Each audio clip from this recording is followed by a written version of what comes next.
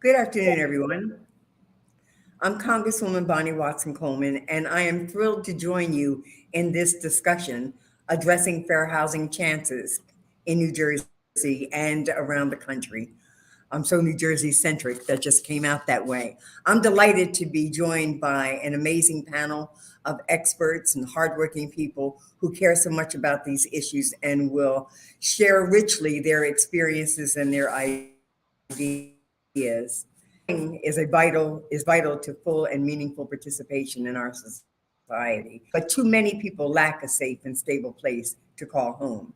It is intrinsically linked to every other aspect of our lives, from the education of our children to the safety of our neighborhoods to the jobs we're able to find. When affordable housing is available in all communities rather than concentrated in undeserved regions, we ensure equal access to equal opportunity for all of our residents. This panel today focuses on the very ways to achieve that, and I am honored to be alongside these experts who can share how we can ensure greater access because it is impossible to lead a healthy life without safe and healthy housing. As a member of the New Jersey General Assembly, I led the fight for A500, legislation that built the fair housing framework that too often left out people of color. We need to create more opportunities for racial, economic, and social integration. This is a moment here where we need to be aligned with one another and recognizing that the government has a responsibility in our lives to encourage housing ownership. We also need to elect people to do the things that are needed to be done and to create an equal opportunity for people who look like us. Like this forum, we need people to be talking in spaces that we're not sometimes attending because there's still a lot that we have to address. And I am proud to be alongside my colleagues, Representative Nanette Barragan and Representative Cori Bush in the Congressional Caucus on Homelessness. And I look forward to continuing to address the resources and the policy opportunities that address secure housing and services for the nation's 580,000 individuals who experience homelessness in the United States. With that, I'm happy to turn it over to a video by Rep. Nanette Barragan and extend the dialogue on the best way to solve these crises. Good afternoon. It's great to join you today to commemorate New Jersey's Fair Chance at Housing Act and to co-host this conversation with my colleagues, Representative Watson Coleman, a strong voice in Congress for criminal justice reform, and Representative Bush, one of our leaders in Congress on housing, even camping out on the steps of the Capitol building to have the voices of the unhoused heard. This Fair Housing Month, we recognize the progress made in New Jersey. We also must take this opportunity to recommit ourselves to advance justice and equity for all Americans. Today's discussion with housing experts from across the country will discuss the obstacles to housing that formerly incarcerated individuals face and potential solutions to make sure they have access to safe and stable housing. It's important that we identify the barriers to housing that the formerly incarcerated face so that we can do all we can to reduce and take down these barriers. In Los Angeles County, which includes my congressional district, 70% of people experiencing homelessness are involved in the justice system at some point in their lifetime. This is especially true for people of color who are disproportionately impacted by homelessness and incarceration. That's why I'm thankful to organizations like Optics and their executive director, Veronica Lewis, who has spearheaded efforts in my district and the surrounding areas to improve access to homeless services, with a focus on reentry services and racial equity. Through her work as chair of the Reimagine LA Advisory Committee, she led the process to develop a transformative spending plan that resulted in $187 million in county funding to address the impacts of racial inequities in the criminal justice system. She's also the chair of the steering committee for the Los Angeles Regional Reentry Partnership Housing Committee. Today, we look forward to Veronica's valuable input and the panel's discussion. Together, we can create solutions at the federal level to reduce barriers to housing for people impacted by the justice system and protect them from discrimination. Thank you. Now, I'd like to share with you that Congresswoman Bush has asked us that to pass along that she is very sorry that she's not able to attend today's discussion, but obviously this is one of her priorities and she'll continue to work hard in this space. I now have the pleasure of introducing Demetria McCain, who serves as the Principal Deputy Assistant Secretary for Fair Housing and Equal Opportunity at the U.S. Department of Housing and Urban Development. She assists the HUD's effort to eliminate housing discrimination, promote economic opportunity, and achieve diverse, inclusive communities. And she has the pleasure of working with my great friend, the Secretary, Marcia Fudge. Demetria? Thank you so much, Representative. Well, first, I want to commend you and all of you who organized this for addressing fair chances in housing. This convening is so important. And as you all probably know, it's Fair Housing Month, as was mentioned. And Fair Housing Month is when we highlight the relevance, the current relevance of the Fair Housing Act and recognize the prohibitions against race, national origin, color, religion, sex, including gender identity and sexual orientation, familial status, and disability as the bases for housing discrimination. No housing discrimination should be based on these protected classes. So in addition, it's also Second Chance Month. And as noted by President Biden's proclamation last year, quote, when we reaffirm the importance of helping people who were formerly incarcerated re-enter society, that is what Second Chance Month is all about, is focusing on that. And not just for 1 month. Our leader here at HUD, the Secretary Marcia L. Fudge, recognizes that individuals with criminal histories too often face daunting and unnecessary barriers to obtaining housing, to maintaining housing, and that includes public housing, HUD-assisted housing, and HUD-insured housing, which are often the only types of housing they can afford. Now, she takes health and safety of our communities very seriously. And at HUD, we found that too often, criminal histories are used to screen out or evict individuals who pose no actual threat to the health and safety of their neighbors, which makes communities less safe because providing returning citizens with housing helps them reintegrate and make themselves less likely to offend. We also here at HUD acknowledge the fact that persons who have been involved with the justice system are disproportionately persons who are Black, brown, or live with a disability.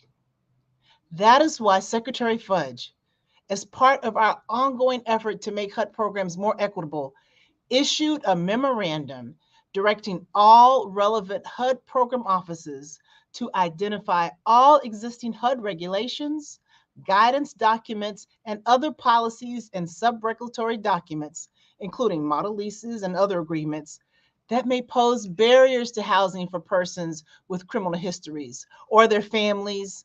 And actually, she wants us to propose updates and amendments that are consistent with her directive to make our programs as inclusive as possible. Now, this is an all hands on deck effort here at HUD, which we intend to bear fruit in the very near term. So keep a lookout for that. And in fact, my very office, actually, we have a regulatory agenda. And on our regulatory agenda is a proposed rule, which will be entitled Removing Criminal Conviction Restrictions for Testers in FIP-funded Testing Programs. And additionally, last year, I issued a memorandum to our HUD staff, to our FHO staff, to our Fair Housing Initiative programs, which are FHO grantees, and to Fair Housing Assistant programs, which are local and state agencies to whom we refer housing cases. And that memorandum was entitled Implementation of our Office of General Counsel's guidance on application of Fair Housing Act standards to the use of criminal records by providers of housing and real estate related transactions. It highlights the importance of applying the principles of our Office of General Counsel's 2016 guidance on the application of Fair Housing Act standards to the use of criminal records by providers of housing and housing related transactions. And it also highlights the need for FHEO investigators and fair housing partners to be aware of the ways in which criminal background screening policies and practices can violate the Fair Housing Act. And that memo also provides tips for conducting investigations relating to criminal background screening.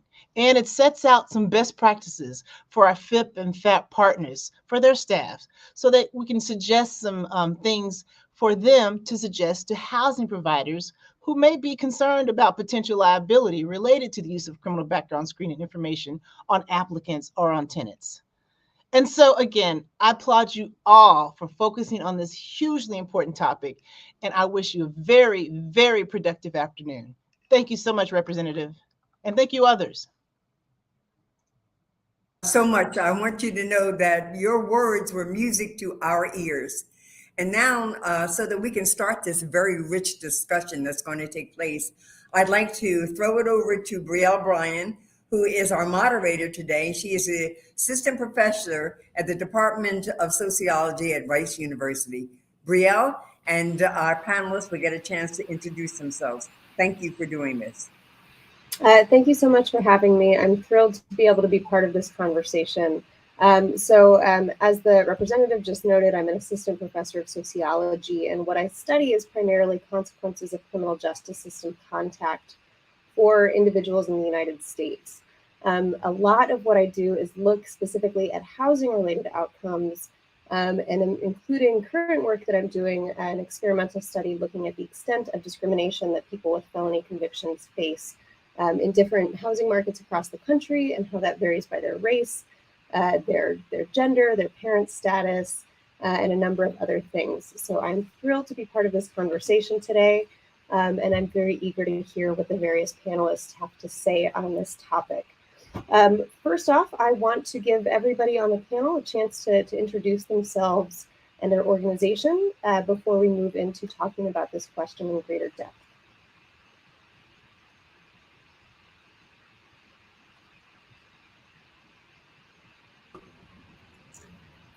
Hi, my name is Peter Hepburn. I'm an assistant professor of sociology at Rutgers University, Newark. I'm also the associate director of the eviction lab at Princeton University. Hey everyone, my name is Lee Camp. I'm an attorney in St. Louis, Missouri. I work with an organization called Arch City Defenders. We're a holistic nonprofit legal civil rights organization, and as a part of our work, we do housing work in a variety of areas, and really looking forward to the discussion today. Hi, everyone. Glad to be here. Veronica Lewis, as you heard, I oversee an organization called HOPICS, Homeless Outreach Program Integrated Care System, which is the division of special service for groups. We serve Los Angeles County and are one of the largest homeless and housing providers. We're also a reentry provider to people returning home from incarceration, as well as a behavioral health provider. So I'm very excited to be a part of this conversation and to be a part of, hopefully, will be transformative change to change some of our federal policies. Thank you. Hi, I'm Adam Gordon with Fair Share Housing Center in New Jersey, and honored to be part of this conversation. We've worked very closely with the Congresswoman on many of the initiatives she mentioned, and we worked to pass the first statewide Fair Chance in Housing Act, which limits for all housing providers the ability to screen on the basis of criminal background in New Jersey in 2021, and really looking forward to this conversation. Wonderful. So first, I would like to get a lay of the land from everybody who's involved in the panel and learn a bit about what you've seen in your work with regard to the barriers that individuals with criminal histories face. One thing I do want to note that I forgot to mention in my intro is that much of the focus in this conversation thus far and across the country when discussions of fair chance housing come up has been on the formerly incarcerated. But my own sort of personal pedestal that I'll step up on, I'd like to note that There are twice as many people in the US who have felony convictions and no history of incarceration. And they are similarly subject to these criminal background checks and a lot of barriers. So what I'd love to hear is from each member of our panel, what barriers you've seen in your own work, recognizing that everybody's coming from slightly different areas in terms of what the focus of your organization is. But at least to get us started in terms of what has emerged from the perspective of the work that your organization engages in with regard to individuals who have criminal histories and their attempts to establish and maintain stable housing. Perhaps Veronica, you'd like to start us off, as I know that, yeah, you are very much on the ground in this area. Thank you. Yeah, obviously, besides the well-known housing discrimination, regardless of housing law, some of the other things we see is when people are returning home, if they do have a family and support system that would allow them to return home, sometimes those households are receiving subsidies funded through HUD, and a lot of the local housing authorities still have restrictions so that people with felonies cannot return home or cannot be a person that lives within a unit where there's a housing subsidy. And so that alone creates a dynamic if you do have a loving and supportive network to return home to, but you can't because obviously you will risk their housing stability. In addition to that, naturally, a lot of the people we're talking about are employable. They're looking to increase their income. And so besides the housing discrimination, obviously discrimination in employment, even in communities where Ban the Box and other initiatives have taken place, a lot of employers are still screening out candidates that have backgrounds. And obviously that means you can't increase your income. The other thing I'll say is that, you know, a lot of the local in LA County in particular, there are resources that are locally generated now that remove the restrictions for people with any type of felony. But across the country, that's still not the case. Even non-federal dollars, a lot of times still have restrictions for people to access them for time-limited subsidies or short-term subsidies. And then lastly, you know, the unnecessary, non-data driven exclusions for certain types of offenses that preclude people that may need a long-term subsidy from accessing a long-term subsidy, allows a lot of people to be left out, in particular those who are not employable, who may be disabled and may not be able to sustain their own rent. And so lots of work to do here. Thank you for starting with me.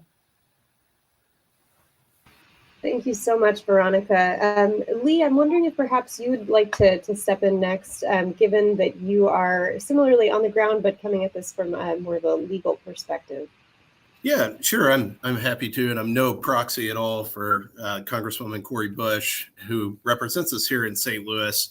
I really like the posture of this question, asking about current barriers to accessing housing, because I think we do, applaud the work that has been done to really change the way that housing access is in today's modern terms. But I think of a story just a year ago. I received a call from a local reporter about an individual who had a felony conviction for drug possession, who was not able to access private housing because of a 100-year ban on any felony conviction for any applicant that was trying to access this housing. And I think it's just stark to think in today's society, there's a 100-year ban. We can't even live through that type of ban to ever access that housing. So it is really a current issue.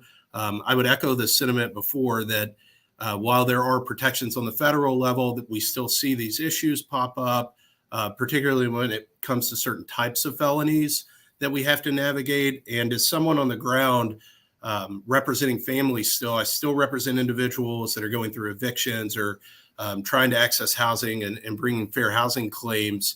This is a common issue for us. It's one that we receive calls on every week for individuals in the St. Louis community looking to access some sort of legal advocacy because they've run out of different options of trying to advocate for themselves and overcome these barriers.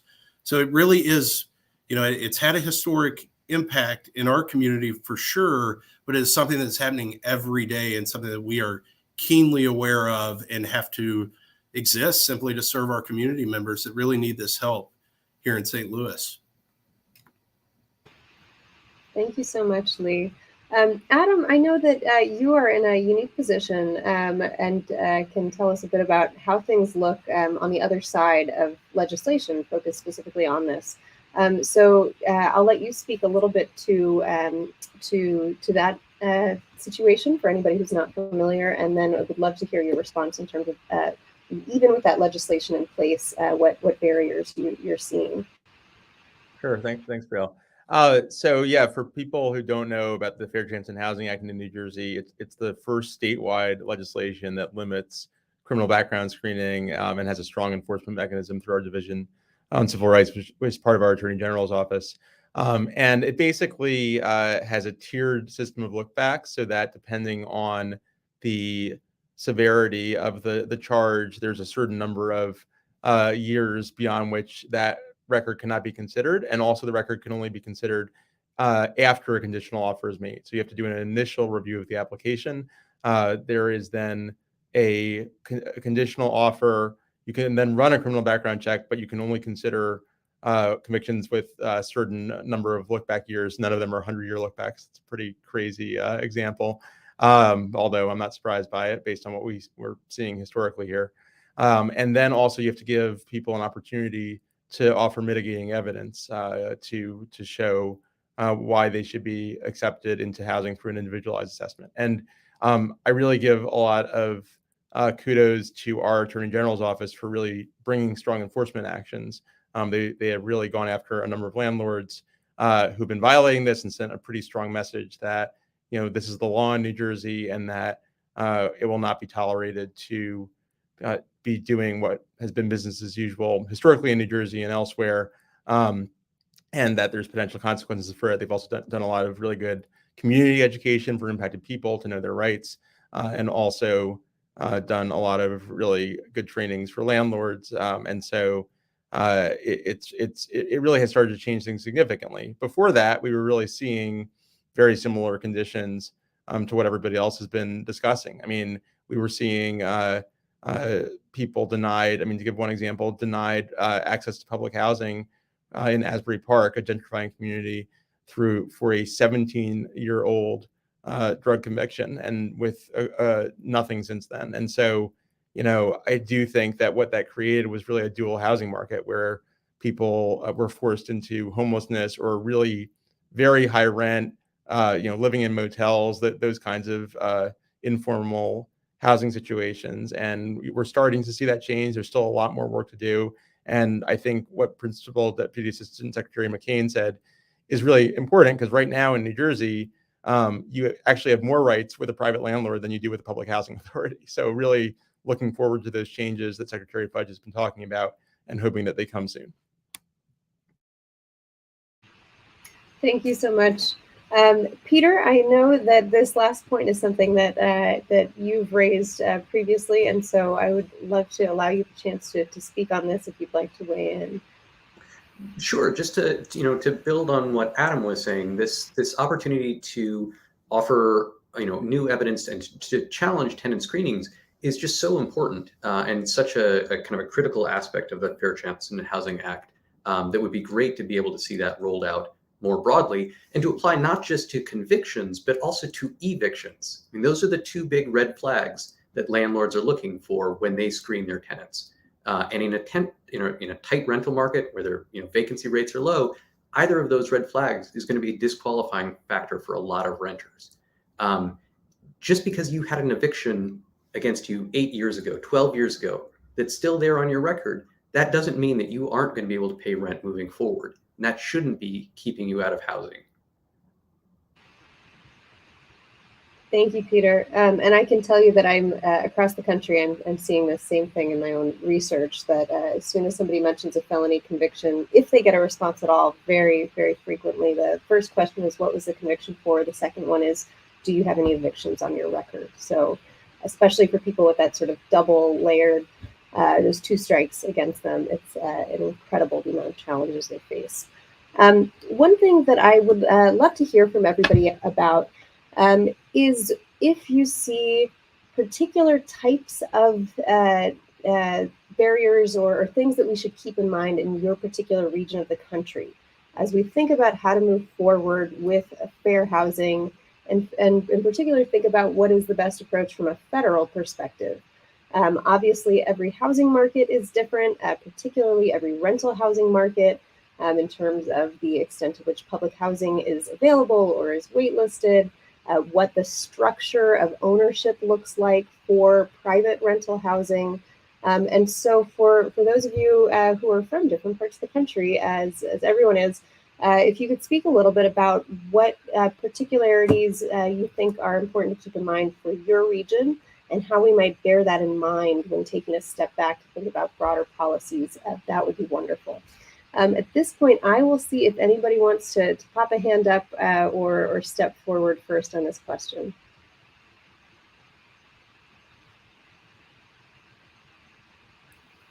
Yeah, I'll start us. And you mentioned some of these. I have to say, obviously, because I'm from Los Angeles, that the rental market is ridiculously high, right? And the rent amounts are outpacing the incomes. And one of the other things that have happened that I don't think is unique to LA per se, but one of the things, because we have had such an infusion, obviously from some federal dollars, but state and local dollars, of these time limited subsidy type programs, and multiple entities have been doing them, and in some cases inadvertently, multiple competitors trying to get the same units for our participants have driven up the rents, I have to say. And so there's an effort right now. And, obviously on the HUD side, we have the criteria related to vouchers, but that is a phenomenon that I think we're actively trying to address.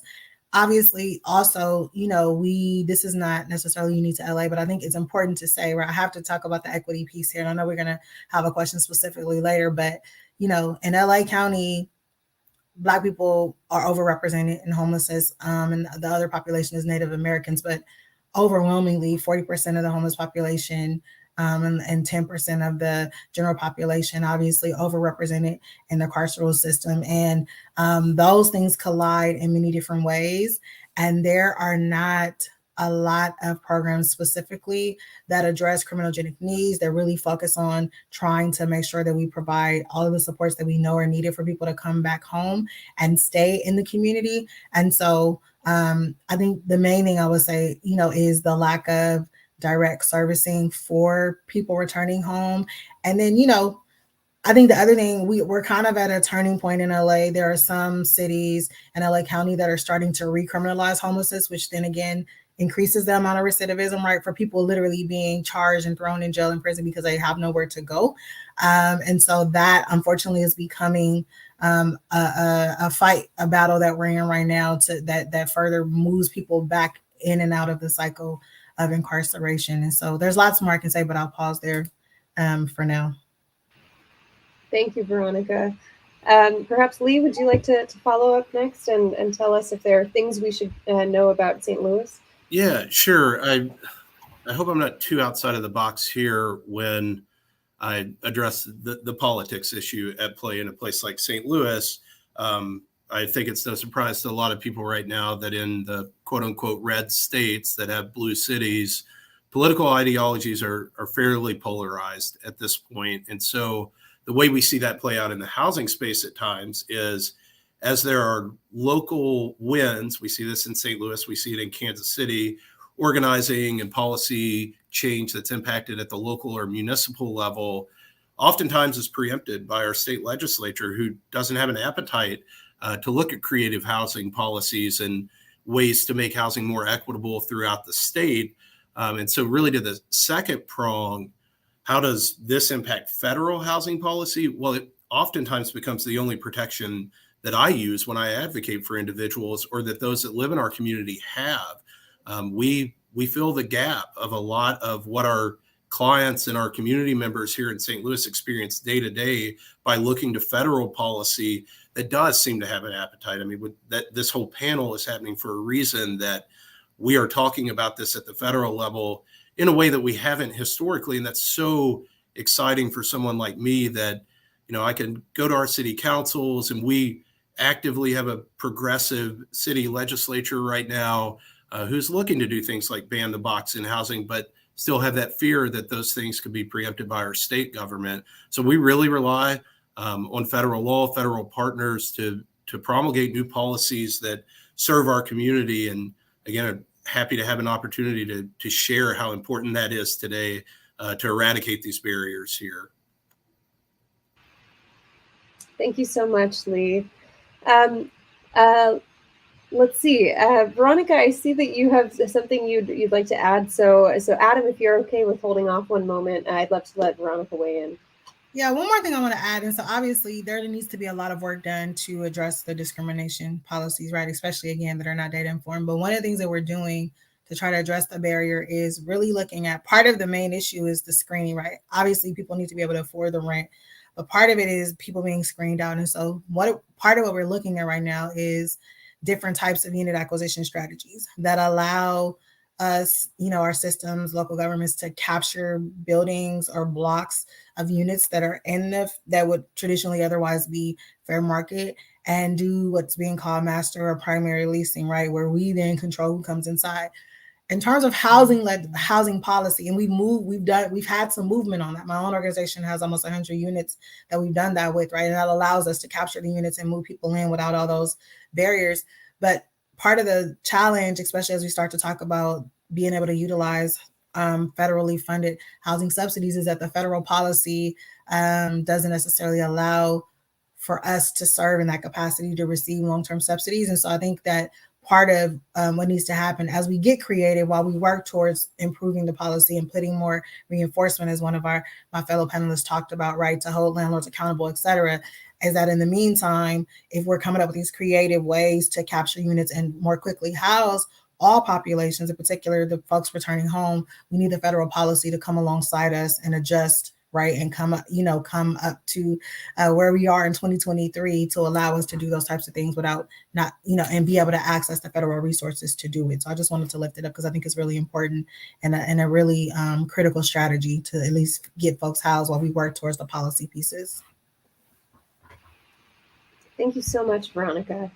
Adam, would you like to add to this question of sort of thinking about particular things worthy of knowing about in your region, and how we should try to figure out how to incorporate this sort of information as we build federal policy? Yeah, no, thanks, Brielle. Just very briefly, I think it's connecting what Veronica said with what Lee said. I mean, I think for a different reason, our region's more like California, and our rents are out of control, and just the just really crazy housing supply issues. And I think that for that reason, and really it's linked to what Veronica was saying, like the federal rules are really important because there's just not, when you get down to the levels of income for people in public housing and assisted housing, there's just not a lot of other resources besides the HUD resources to serve and a lot of those families. And so even though we have the Fair Chance in Housing Act, and even though we have really robust fair housing laws overall, because we have, like California, such an out of control housing market, what HUD does is really important, I think, for a different reason from the reasons that Lee's talking about. And so I think one lesson might be, even though our regions are very different, HUD's role in this and the kinds of things that are coming out of Secretary of Budget's directive to address this are going to be really important for a whole bunch of different regions of the country that for different reasons. Wonderful. Thank you so much. So one thing, if it's okay for me to go a little bit out of order on these questions, the issue of homelessness has come up a lot, in particular the links between incarceration and homelessness. And I know all of you have experience in this area, but slightly different perspectives. So I would love to get to talk about that particular question in a little bit more depth right now. Veronica, I don't know if you want to take the first swing at this question as well, if you're up for it, especially since homelessness sounds like a big core of what you do and what you focus on. Sure. Just, you're asking the link between incarceration and homelessness, essentially? Yeah, let's delve into that a little bit more. Yeah, I mean, again, when we look at the numbers, right, in terms of the carceral system, housing instability, which is different in some cases than homelessness, actual homelessness, health, education, employment, literally many of the groups that we're talking about, as we look at it from an equity lens, are either overrepresented or have desperate outcomes, right, in one of those areas. And so all those things are interrelated. And, I think that there's a couple of different things that are happening. One, if you are returning home and you have no safe place to live, for any of us, any type of barriers that we have to overcome or any type of challenges in our lives that we have to work out, the first place we go to is our place of peace, right? And a sanctuary to kind of think through, cry it out, or whatever our response is to whatever life is throwing at us. The majority of us have a place to go, right? At least to get away from whatever it is and have peace. If you don't even have that, most of the time you can't even start to get to all the other things it's going to take when you've just got home, right? And in many cases in California, a lot of the people that have thought they would never get out of prison because of a lot of our justice realignment stuff are now finding themselves back in the community after 15, 20, 30, 40 years. Their social networks are gone. They never thought they were going to get out. And literally, you can't even start to think about how to put all the pieces together if you don't know where you're going to lay your head at night. And so I think that we don't have sufficient systems to receive people returning home. We don't have sufficient pre-release activities. And I mean like meaningful pre-release before you're released. We are clear about where you're going. And the places that people do have to go, in some places they're still called, in some communities they're still called halfway houses, and other communities, you know, they found different names. But usually they're so restrictive that you still can't even get on your feet. And so we have an abundant amount of people returning home who have nowhere to go, and we don't have sufficient infrastructure to have them have a stopping place that really is person-centered, and then obviously be connected to a throughput to actually permanently house them. The second thing I'll say is that I'll say again, for people who can return home to their families and communities, in many cases, those families are low income and their housing will become at risk if those people return home. And so I think we need to really look at the cycles we're creating by having some of these policies. And I understand some of the things that have happened, right? Some of the things that led to some of these policies to try to protect against whatever behaviors we're trying to protect against. But we are literally creating a dynamic where people who have served their time for whatever they've been convicted of are returning home and have no assistance, have no real help, and they're discriminated against. And they still may be over policed in the community and so I think that when we talk about reentry, when we talk about people returning home, homelessness, houselessness, and housing resources has to be a part of it. Separately, also, when we talk about homelessness, in many communities, you literally still can just be picked up and put in jail because you're living outdoors. And we need to look at the criminalization of homelessness, and not only literally just because you're sleeping on the street, but a lot of the other low offense, nuisance type activities that are associated with not having shelter and having to live outside and outdoors. And those things ended up with people cycling in and out. And then not everybody that's returning home and not everybody that's homeless obviously is addicted to drugs or alcohol, but obviously there are a fraction of people that are cycling in and out of prison and out of homelessness because of addiction.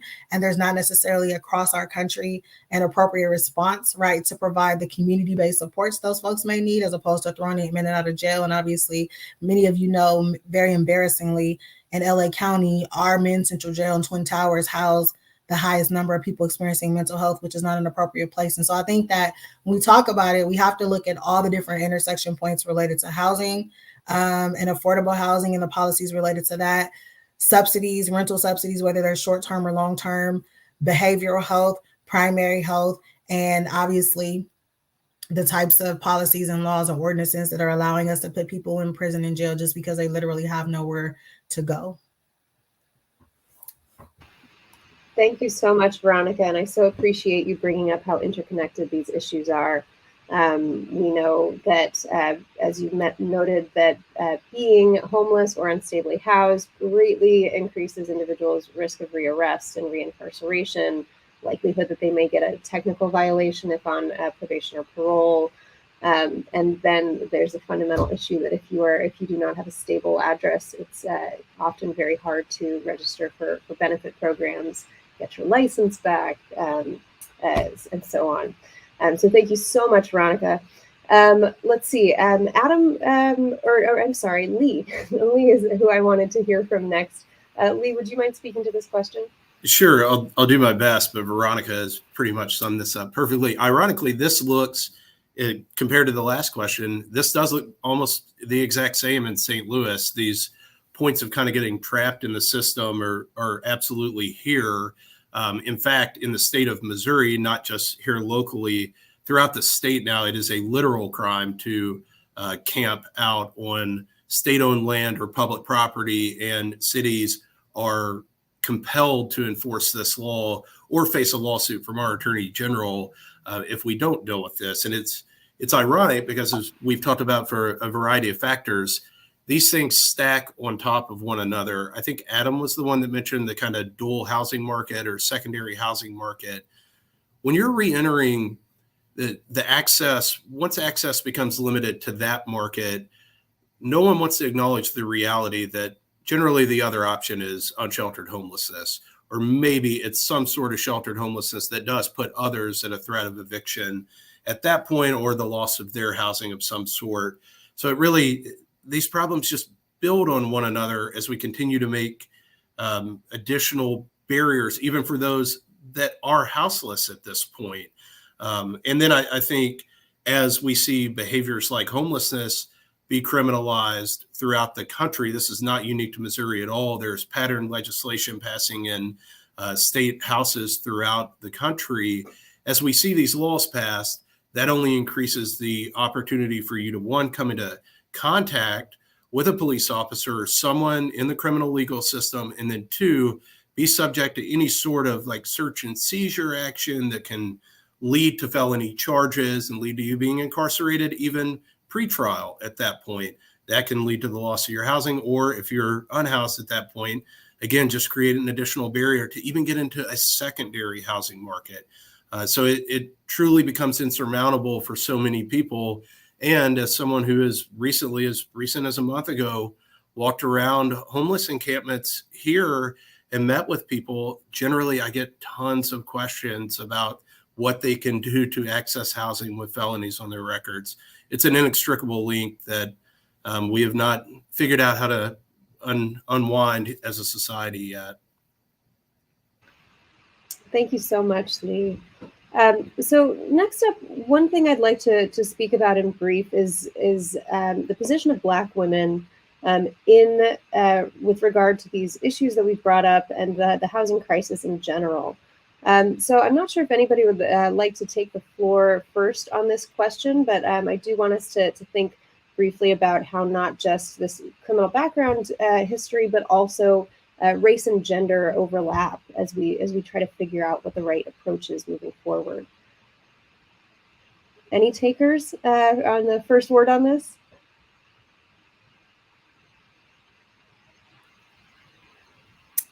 I'll start. I thought I saw one of my fellow panelists wanted to say something about this. That's why I was pausing. Did you want to? Okay. So I'll say this, there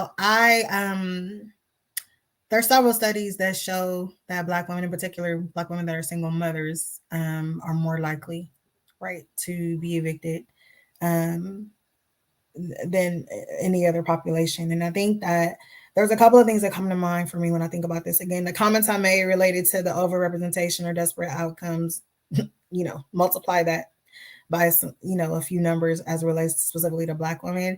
And I think that what we've seen in particular for parenting mothers, we don't have systems of care set up, right, that really support their return and their release. And I think that some of the other nuances as it relates to just the experience of being a woman incarcerated, in some communities, they can't even get hygiene, feminine hygiene related products, right, whether incarcerated. I mean, it's just some of the things that we hear about what's happening and how people are treated while they're incarcerated across our country are just really, really disturbing. And so carry that forward to very minimal, with the exception of a lot of the grassroots organizations that have risen up from women who experience these traumas, right, and created on their own. But we don't have at scale a system that really supports women returning home, in particular, again, parenting women. So I'm going to talk about the mothers a little bit, because there are so many horror stories of women returning home, and obviously whether they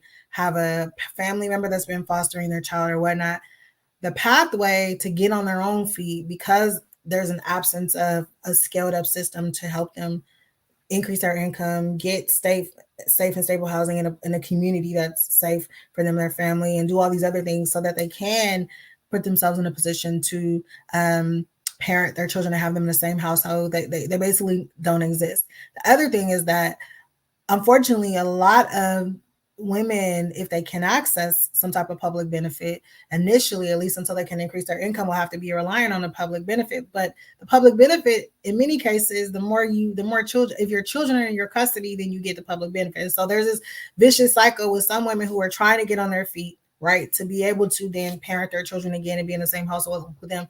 They can't even get on their feet because many of the benefits are tied to families with children in them. And so there's some things that I've started to see happen in communities. There's a pilot in LA County where for parents whose children have been removed from the home, right, we can work with them and pay their rental assistance and get them housed, and then they can reunite with their children within a couple of weeks. But that's on a very small scale.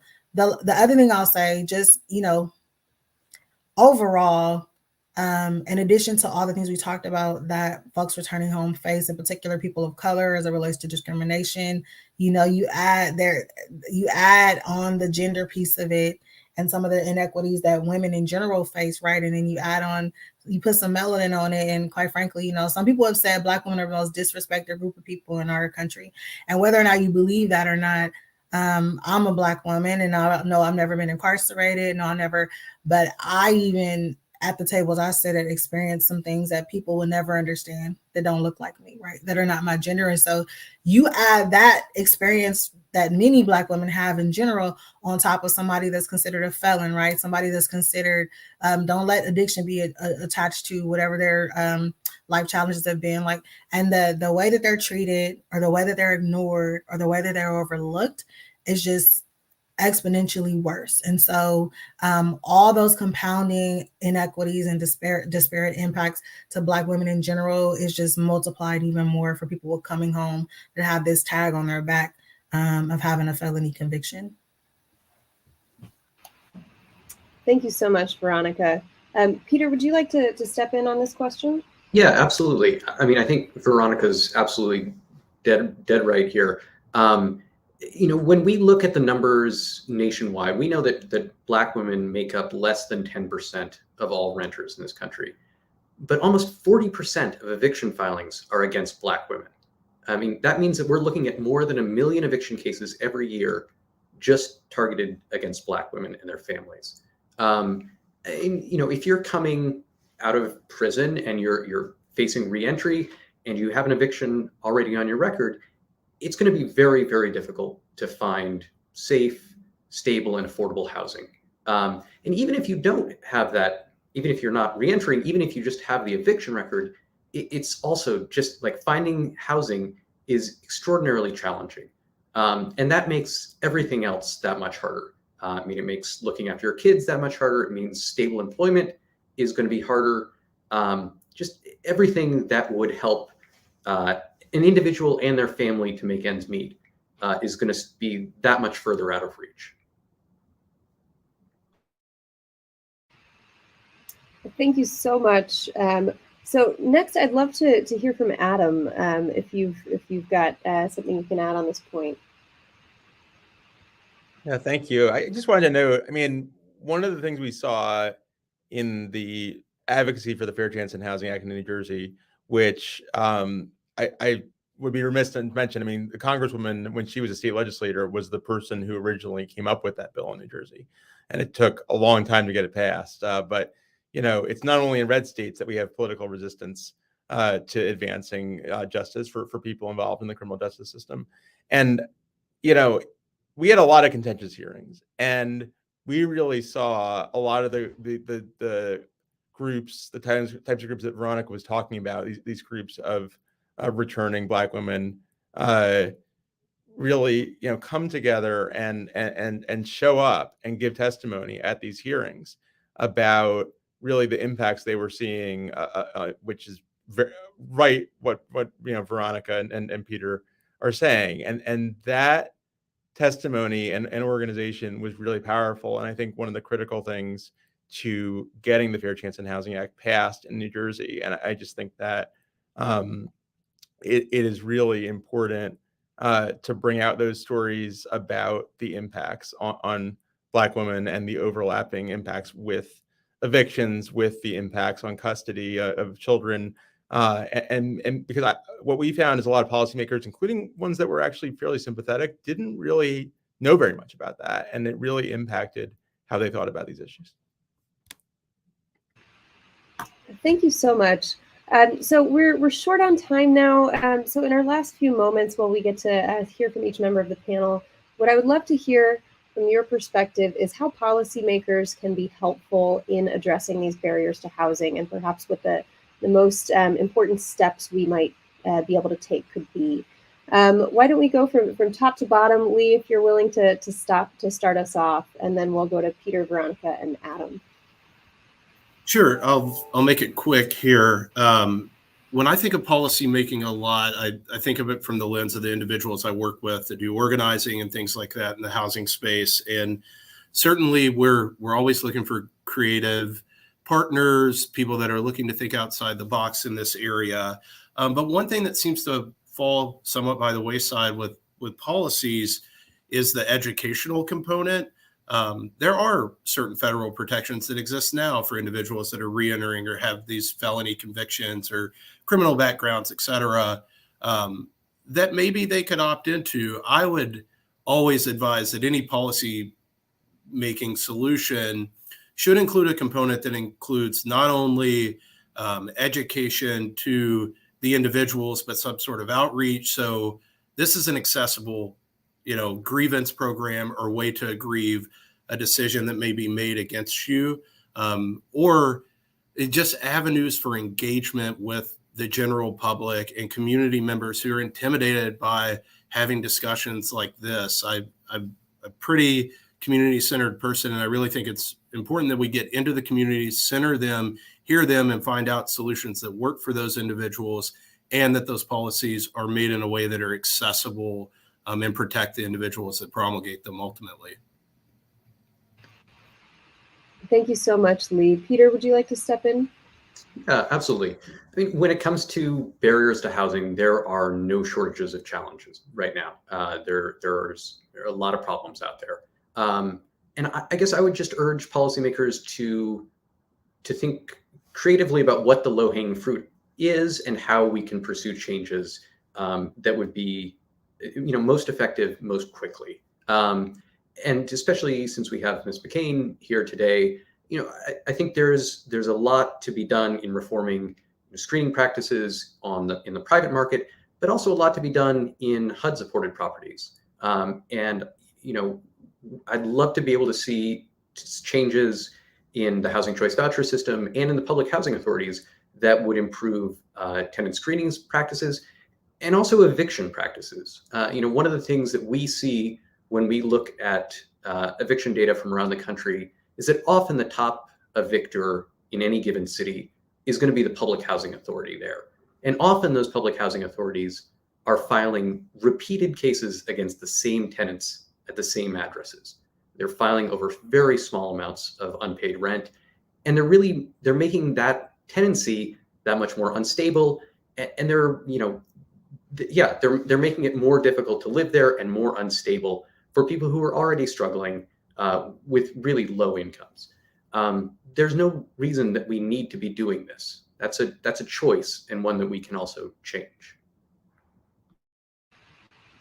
Thank you so much, Peter.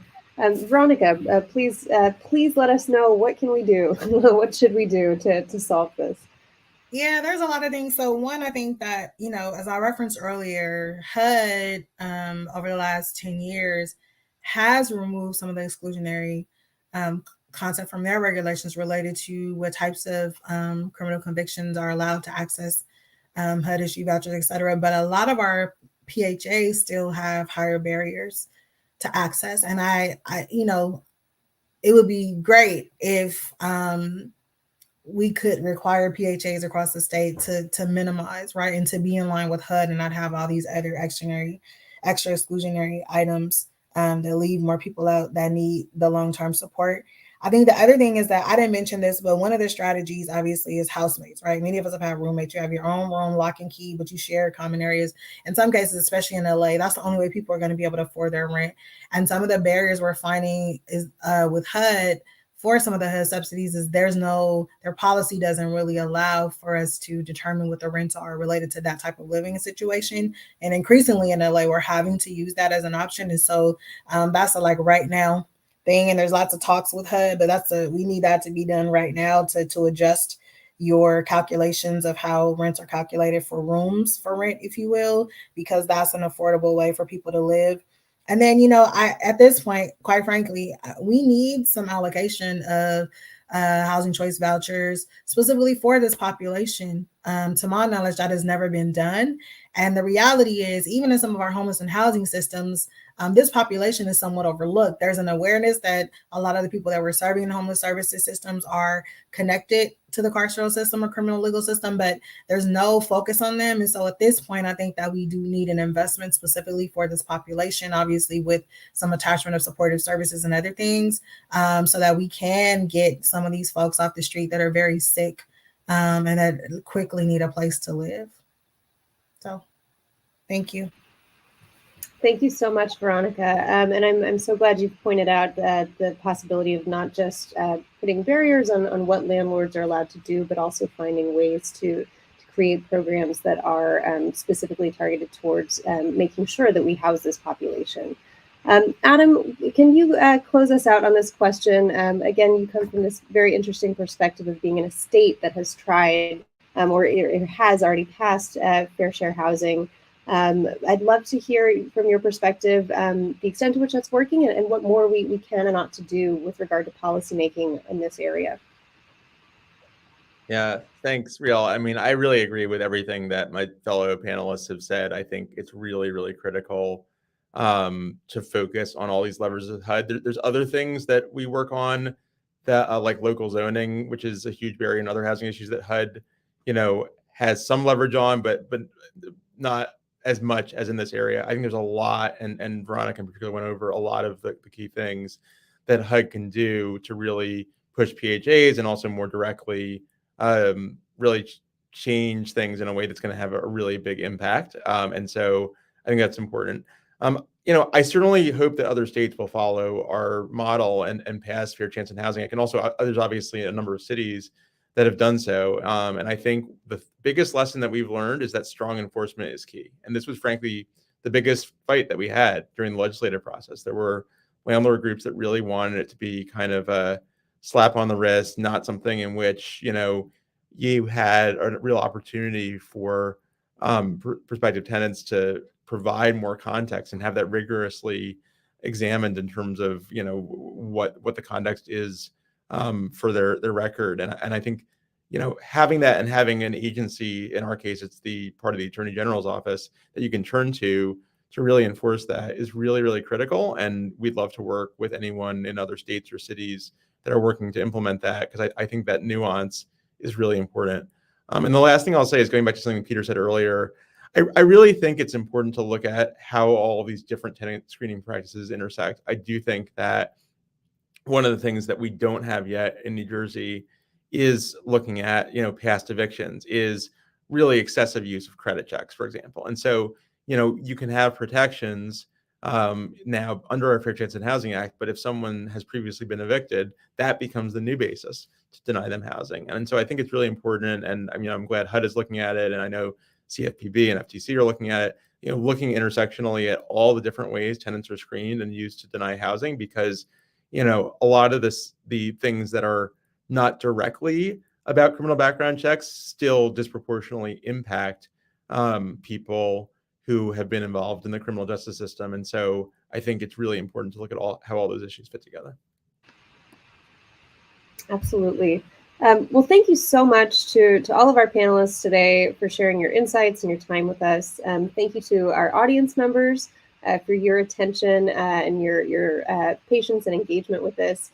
And thank you so much to Demetria McCain, as well as the representatives who spoke and who helped organize this event. I will stop here. I'm not sure if the representative will give us our final farewell. But thank you everyone for turning out today.